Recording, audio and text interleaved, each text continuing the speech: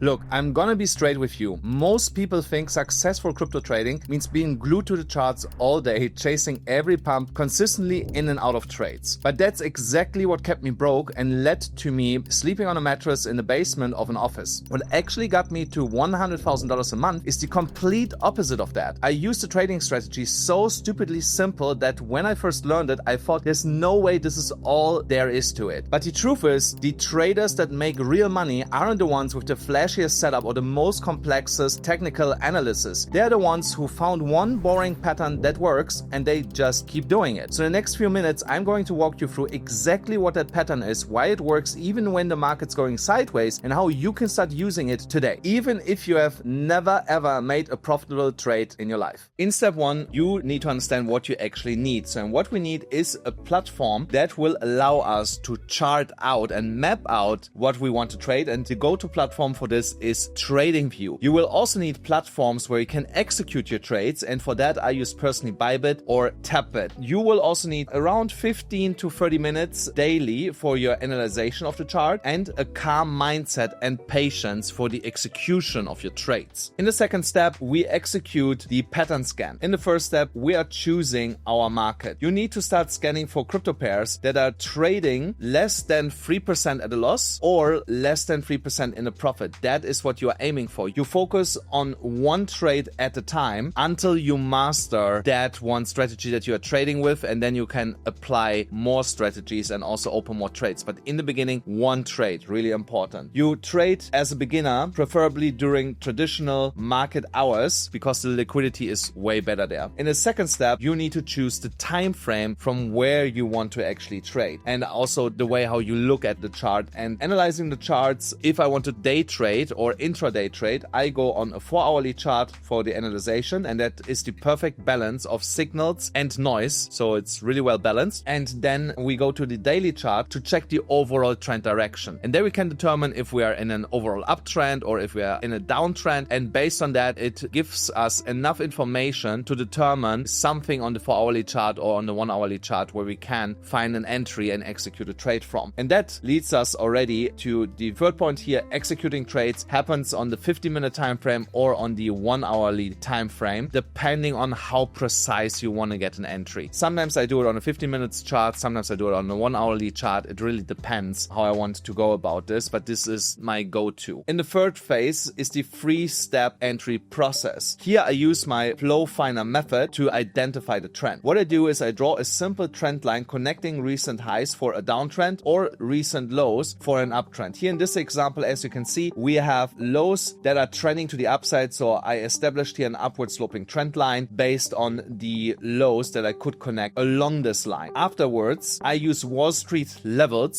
support and resistance, to mark obvious horizontal lines where price has bounced multiple times from. These are your zones of interest. You wait for price to approach these levels to determine if you want to short or long in that market. So here, as you can see, the price was breaking above prior resistance, which is now becoming support, and we got a huge reaction from that to the upsides. Currently, you cannot enter in this trade because it's kind of in the middle between support and resistance, and closer to resistance than to support, so you need to wait that price would reach here resistance to potentially short this back into support, as an example. And then you need also the trend map method and the wick and body system, which is chart and candlestick confirmation. You need a buy signal where price bounces off support in an uptrend, plus a bullish candle chart pattern, and for a sell signal you need price to reject from resistance in a downtrend, plus a bearish candle confirmation pattern. You need to wait for the candle to close before you can enter. The third step is your risk first filter. Risk management rules that are not negotiable. I have a 2% rule. Never risk more than 2% of your account on a single trade. If you have $1,000, you risk maximum per trade $20. So this keeps you in the game even after several losses, and there is a position sizing formula to it. As you can see here, P is your overall account size multiplied with the 2% rule divided by price per shares equals to trading size for price per shares, and when you divide that, then you get your shares amount that you can use. So here in this example, you would trade with 200 shares based on the account balance and the amount that you could risk per trade. Always set your stop loss before you actually enter a trade. You always need to make sure that you place it just just beyond the support or resistance level that you are trading, and the typical distance is 20 to 50 pips in Forex and 1 to 3% for crypto. So that's why I'm kind of like in a sweet spot with my 2% rule. On the take profit strategy, you want to aim for a 1 to 3 risk to reward ratio as a bare minimum. If you're risking $20, you are aiming to make at least $60. You will also take partial profits at a 1-to-1 risk to reward ratio, and you let the rest run. You always make sure that when your trade runs into a 1-to-1 risk to reward ratio, that you start paying yourself maybe 30% out of the trade. As you can see, the process is simple and repeatable. If you want now a copy of that exact unique trading plan and checklist that is usually only available to my students and that I use for every single trade, I have put it all in my free crypto trading playbook. It's a simple guide that breaks down these steps in way more detail. The link for that is in the description if you want to grab that. Now let's put this all together.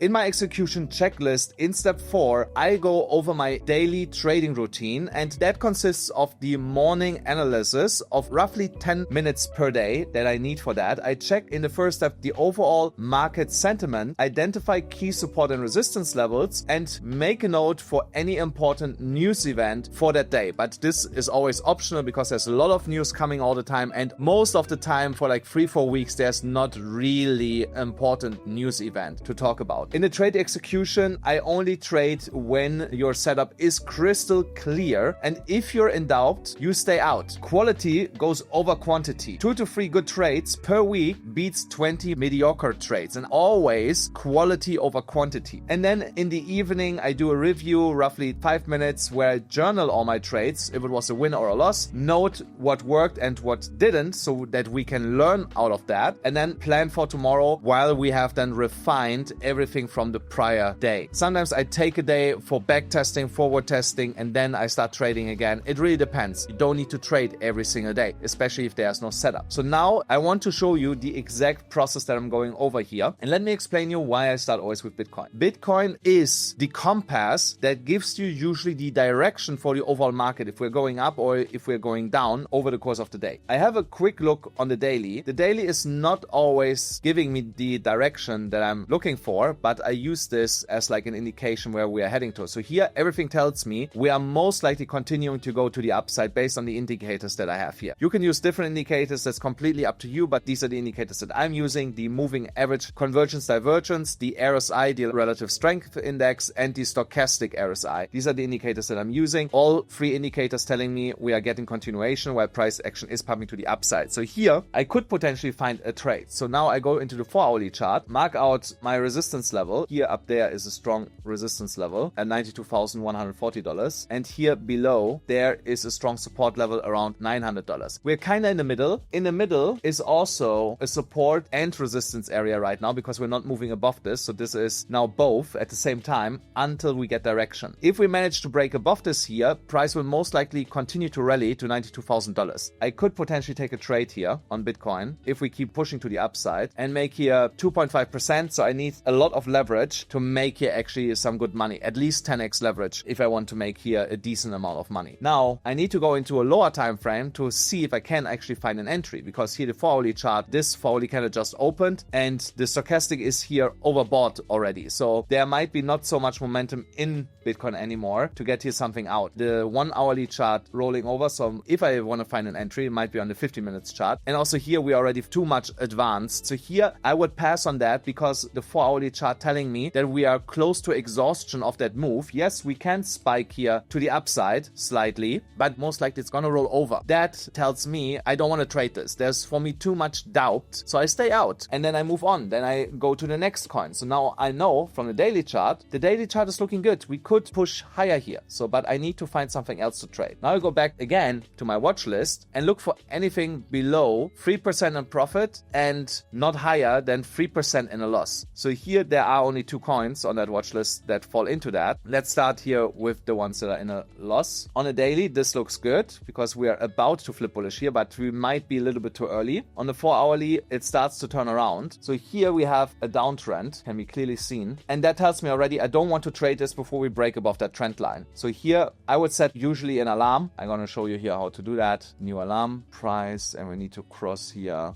roughly $1.18. So yeah, when the price crosses, create, there's my alarm. So if we cross that level, then I will get a notification where I would then enter this. And this is also here the closest resistance currently to price on the 4-hourly chart. So if you break above that, I might get interested to trade this because the indicators are in alignment for continuation to the upside. Again, if I want to find an entry right now, on the 1-hourly, I cannot find one. It's not look good enough. 15-minute, yes, 15-minute, but 15 minutes is also telling me again the same thing, that I need first a break of this downward sloping trend, out of that downtrend, and here the triggering of my alarm that I just set. So also here, I would be not interested right now in getting into this trade. And this can happen, that you have multiple days where you don't find something, where you don't find an entry, and this is absolutely fine, that you just set your alarms and wait. You want to make sure that when you get into a trade, that it will pay you. So let's have a look at this one. So on the daily, it pumped already significantly. This will most likely just go sideways for a couple of days before you get continuation.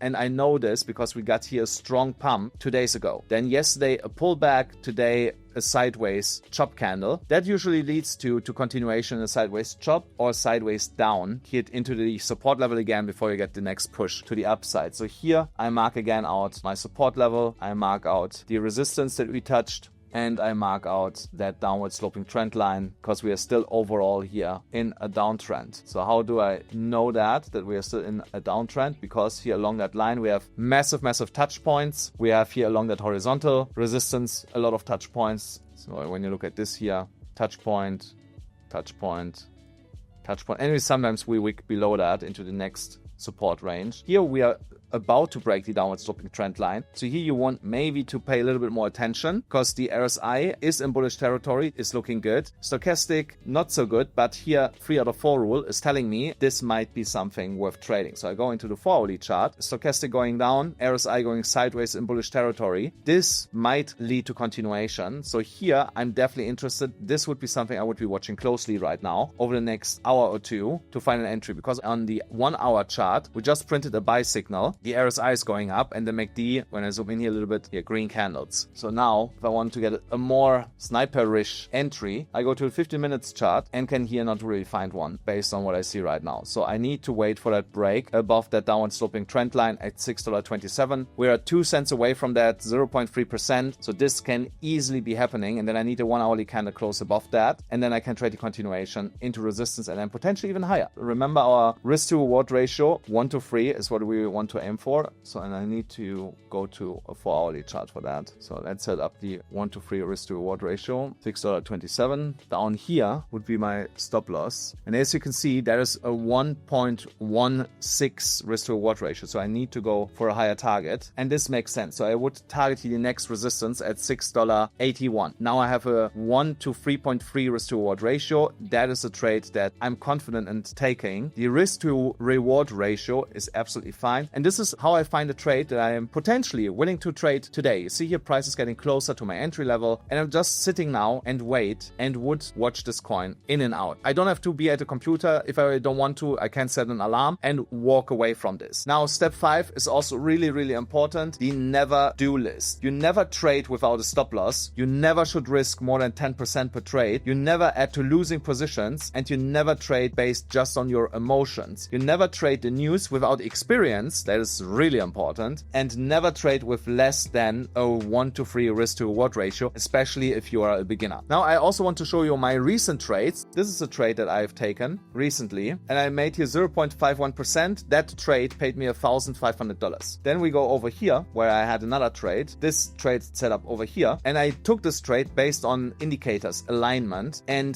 the Fibonacci extension level. So that's why you see here all these lines. That is Fibonacci. That trade alone made me $17,270. That was same day within a couple of hours. And I made another trade like that over here somewhere. I made another trade that also yielded for me $14,021. This was all done this month. And since then, I have not taken major trades. So I made here roughly $33,000 this month without any loss and took only 3 trades to achieve that. That's my boring crypto strategy. And if you steal this for yourself, stick to it and properly execute on this. this, I can almost guarantee you will be happy with the results that you will see. And if you're newer or even consider yourself an intermediate trader and you want to learn exactly what I do if I was just getting into crypto myself this year, click here to watch the next video where I break down everything I would do at each level of trading, so you can know exactly what to expect and what milestones you should be hitting. See you over there.